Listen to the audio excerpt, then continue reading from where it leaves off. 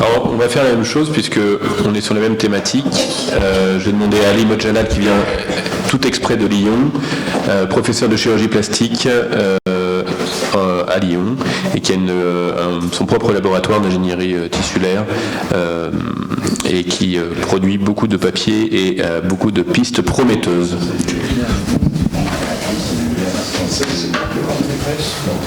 On posera les questions après, si c'est possible. Cher Michael, merci pour ton invitation. Chers amis, c'est un plaisir de venir ici partager nos expériences.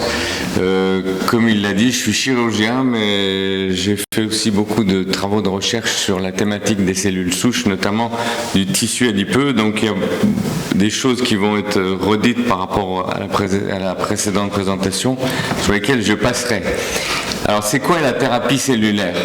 La thérapie cellulaire, c'est soigner un organe défaillant par la transplantation de cellules et non pas par la transplantation d'organes comme ce qui est fait aujourd'hui. Dans quel but?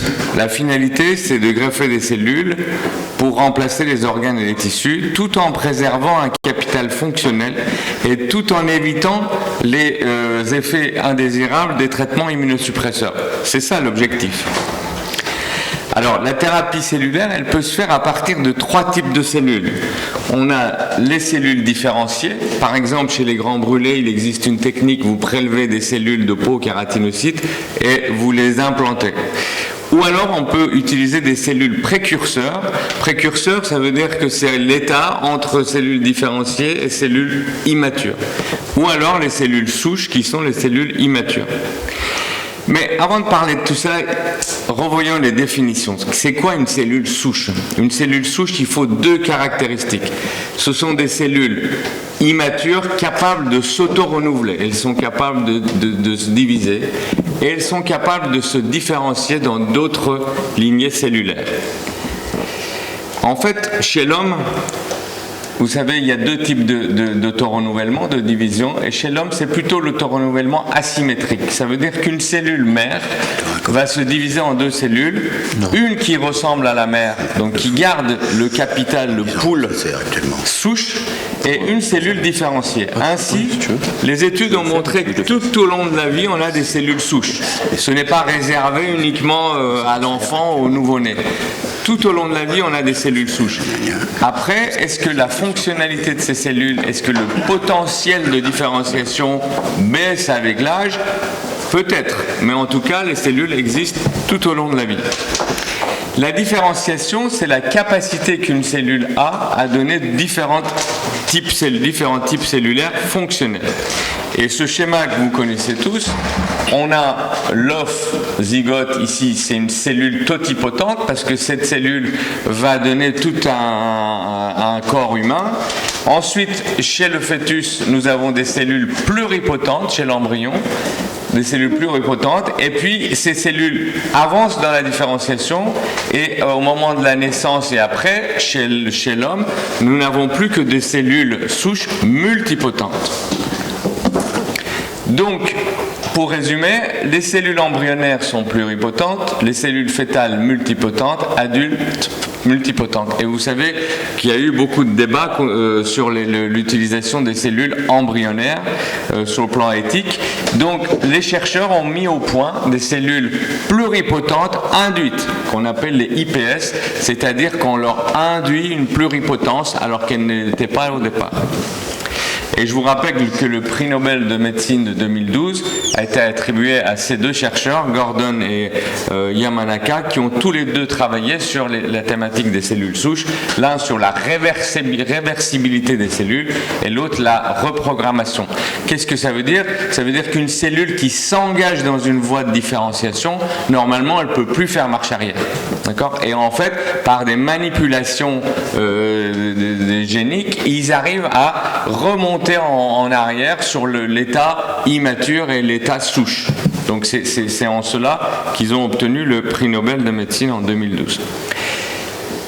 tous les organes, tous les tissus contiennent des cellules souches, mais on ne peut pas les prélever. En fait, pendant des décennies, on a travaillé sur les cellules souches de la moelle osseuse, et attention à ne pas confondre avec les cellules souches hématopoïétiques. Dans la moelle osseuse, vous avez des cellules souches hématopoïétiques pour les lignées sanguines et les cellules souches mésenchymateuses. Ces deux lignées cohabitent.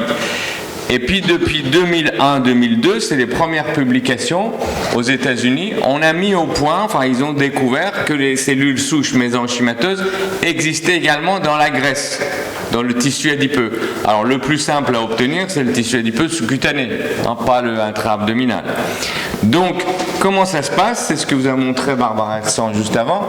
En fait, il vous faut de la graisse. Vous prélevez la graisse. Ensuite, il y a une phase de digestion. Il faut mettre de la collagénase. Et c'est en cela que la collagénase, je rebondis sur ces aspects juridiques, c'est en cela que la collagénase est considérée comme une manipulation substantielle.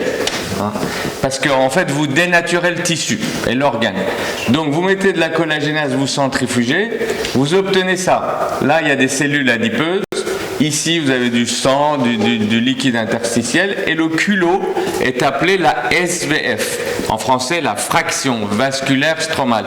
C'est en fait une soupe cellulaire dans laquelle vous avez les cellules souches, mais pas que.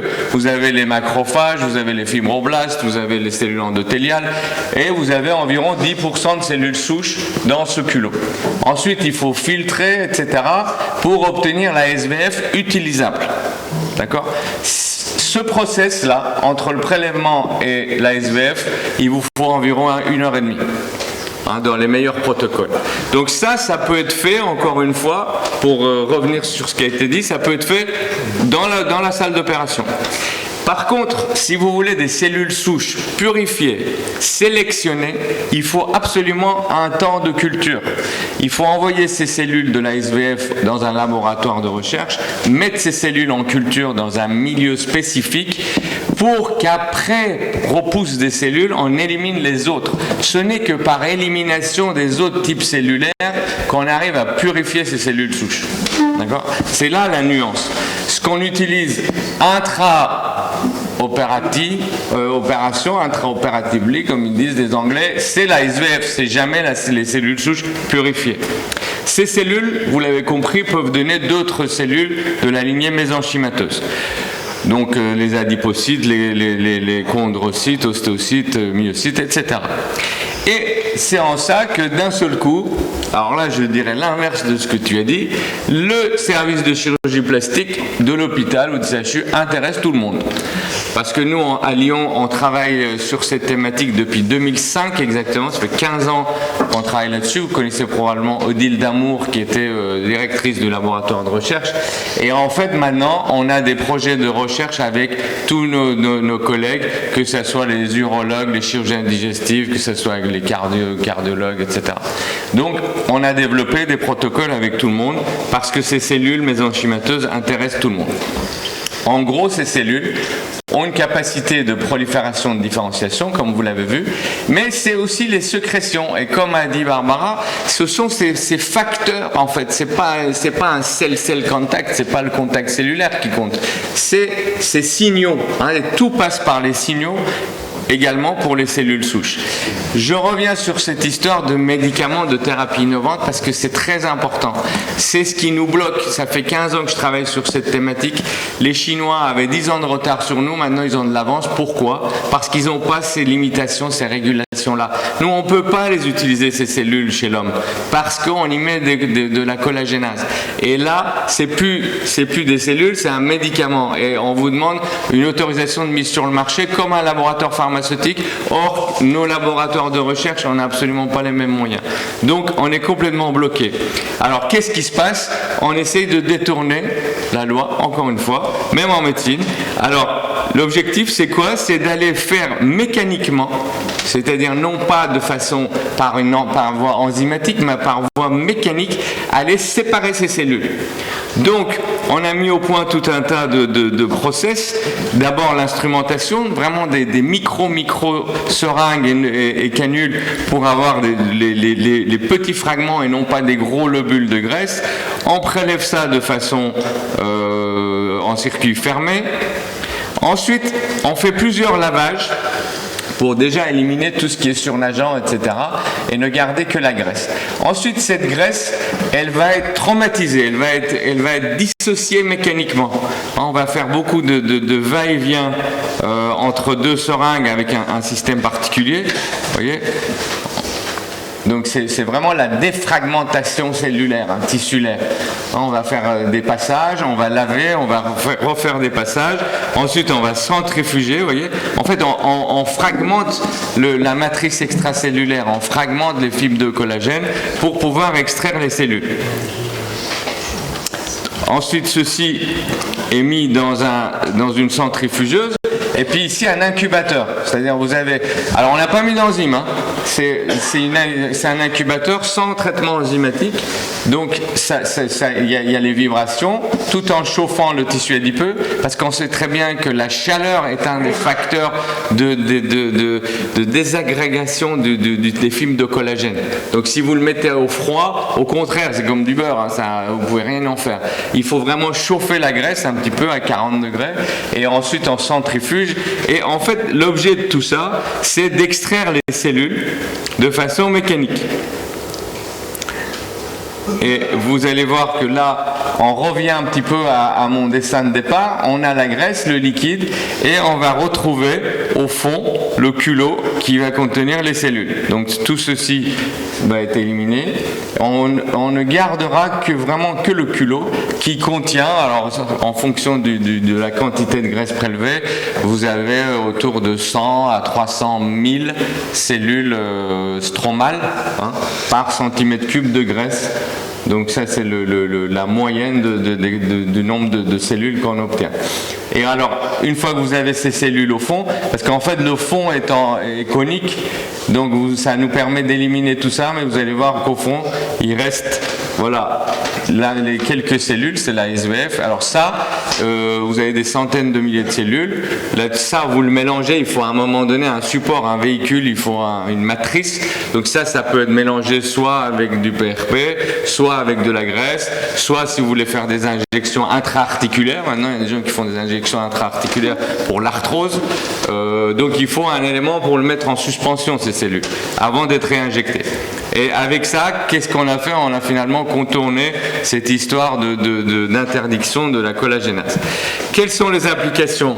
Régénération tissulaire, vous l'avez compris, refaire du volume pour nous les plasticiens, et l'ingénierie tissulaire. Alors quelques exemples. Nous on a beaucoup travaillé sur la peau parce que c'était la spécificité du laboratoire d'Odile Damour. Maintenant c'est nos enfants à Lyon. Et ça, ce sont des maladies cutanées. Ça c'est une sclérodermie, vous voyez ici, où par injection de graisse ou de cellules, vous arrivez à améliorer le derme, régénérer la peau. En esthétique, simplement, quelqu'un qui a des taches cutanées, une atrophie au niveau du tiers moyen de la face, et en fait, vous voyez l'amélioration de la qualité de la peau après greffe de tissu adipeux et des cellules. Et alors, pour comprendre ce qui se passe, on a fait des études chez des souris immunodéficientes qui vont tolérer ces cellules humaines. On a injecté de la graisse et on a biopsié 2 mois après. Et regardez la comparaison histologique. Ça, c'est le côté témoin. Donc, la souris est sa propre témoin. La côté témoin, la côté greffé avec des cellules adipeuses. En fait, qu'est-ce qu'on observe? On observe une densification de la matrice extracellulaire des fibres de collagène tout autour de cellules injectées. Ce ne sont pas des fibres que nous avons apportées avec la graisse. C'est la souris qui a synthétisé ces cellules en réaction à la greffe tissulaire. Et en fait, ça a montré que quand on fait des injections de tissu, des greffes de tissu adipeux, le derme était 2 fois plus épais que le côté témoin. Par simple synthèse de collagène du site receveur, non pas par ce qu'on a apporté nous par nos cellules. Une deuxième étude sur la cicatrisation. On a irradié l'abdomen de rat et en fait on a fait 3 groupes. Un groupe où on a injecté de la graisse. Deuxième groupe, on a injecté de la graisse avec une supplémentation en cellules souches, c'est-à-dire double dose de cellules souches, et un groupe témoin. On a fait des photos tous les jours de la plaie et on a calculé l'indice de cicatrisation. Donc voilà, par exemple, le rat 27, voilà comment ça cicatrise. Après, on a calculé la vitesse de cicatrisation et on a fait des moyennes par groupe de rats. Alors regardez, ça c'est très intéressant. Quand vous laissez une plaie cicatriser, c'est la courbe verte. Et ça cicatrise de façon spontanée, le rat cicatrise. Quand vous mettez de la graisse en jaune, vous avez immédiatement une accélération de la cicatrisation. Ça veut dire que rien que la graisse, la greffe graisseuse dans sa globalité va accélérer la cicatrisation. Et ça, c'est une réalité. Aujourd'hui, on en met, elle l'a dit, dans les escarres, maintenant, en prévention, en traitement, on met de la graisse sur le site. Et regardez la courbe rouge, c'est la courbe qui a eu plus de cellules souches.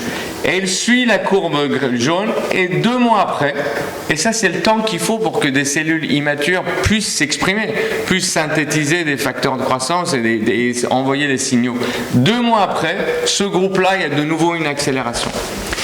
Et ce qui est plus intéressant, c'est que ce n'est pas juste un effet quantitatif où on a accéléré la cicatrisation.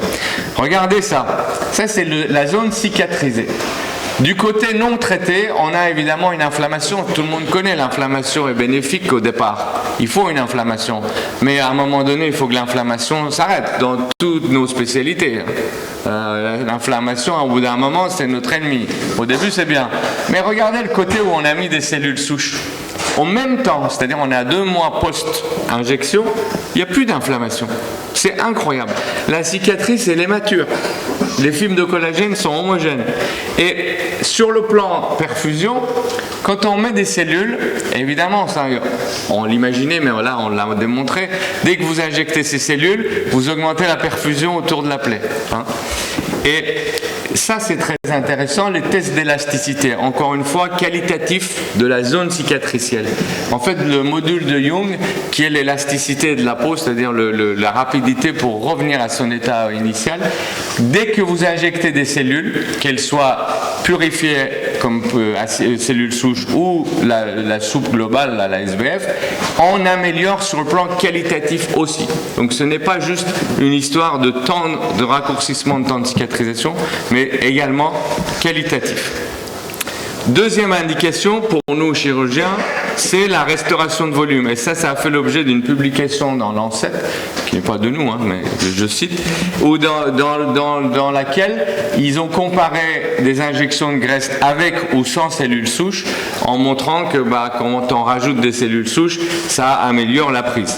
Après, on peut discuter cet article, mais peu importe. Et ça, c'est des cas à nous, donc à moi, regardez, en reconstruction mammaire, ce sont des seins reconstruits uniquement par de la graisse greffée. Il n'y a pas de lambeaux, ni du dos, ni du ventre, ailleurs. Ce ne sont que... Alors, il y a plusieurs séances, c'est pas en une fois. Là, elle a eu 4 opérations. Cette dame, qu'on pourrait dire, elle n'a pas suffisamment de réserve cellulaire pour être reconstruite. 3 séances. Et voilà le résultat après reconstruction du mamelon et de l'aréole. Troisième et dernière indication, l'ingénierie. Alors ça, c'est fantastique. Là, je cite le professeur Céphalian, qui est de Londres, et qui a beaucoup travaillé, vous allez voir. Et, il faut en gros, l'ingénierie tissulaire, il faut 3 éléments. Il vous faut la structure, encore une fois. Sans structure tridimensionnelle, vous ne pouvez rien faire. Il vous faut les cellules dedans, et il vous faut l'environnement. Ce sont les 3 piliers de l'ingénierie tissulaire. Nous, on a travaillé sur la peau, encore une fois, parce qu'on travaille beaucoup avec les grands brûlés, où on est capable aujourd'hui de vous faire des petits fragments, c'est la taille maintenant, c'est la limite, de petits fragments de peau composites, c'est-à-dire, vous avez les fibres de collagène, ça c'est la matrice, on y met des fibroblastes, on y met des cellules souches qu'on a prédifférenciées en cellules endothéliales ou en cellules adipeuses, et on y met des kératinocytes, et on fait de la culture, vous savez, en interface air liquide pour que les kératinocytes se différencient, et on peut obtenir soit de la peau reconstruite avec du tissu adipeux, c'est-à-dire un peu d'hypoderme, soit de la peau reconstruite avec des cellules endothéliales, c'est-à-dire qui vont former des vaisseaux. Donc une meilleure prise après transplantation de ces greffons de peau. L'ingénierie de tissu adipeux, c'est-à-dire on prend les cellules souches de la graisse, mais on refait de la graisse. Ça, on l'a fait chez la souris. Vous voyez, ça c'est de la graisse, c'est des matrices ensemencées de cellules souches qui se sont transformées en graisse. Donc on est capable de faire la boucle. L'ingénierie osseuse, il y a des publications où, par exemple, pour ces pertes de volets crâniens, en fait, en injectant ces cellules souches dans des matrices, à chaque fois, il faut la matrice. La matrice est l'élément principal de l'ingénierie tissulaire.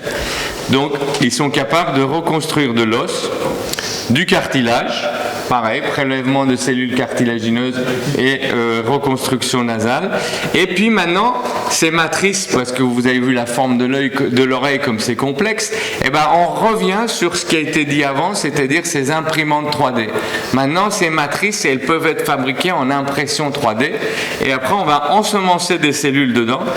Comme cette première transplantation de trachée, c'est une première historique pour une trachéomalacie, ou ce cas qui est fantastique, une reconstruction nasale où ils ont fait la matrice en impression 3D, ils ont ensemencé des cellules souches dedans, mis dans un bioréacteur, le tout a été implanté sous la peau de l'avant-bras. Alors c'est pas la peau dorsale, mais c'est la peau palmaire antérieure, parce que c'est une peau glabre. Et tout ceci, une fois que la peau a pris sur cette matrice ensemencée, a été transplanté comme lambeau libre pour une reconstruction nasale où l'artère et la veine sont branchées. Et en fait là, on fait le cercle fermé de tout ce que vous avez entendu depuis tout à l'heure, de la microchirurgie à l'ingénierie tissulaire et l'intérêt d'être bi-appartenant dans ces deux, la biologie et la chirurgie. Et je finis sur ces deux cas qui m'intéressent particulièrement. C'est pareil, la reconstruction mammaire et la reconstruction du mamelon par l'impression 3D.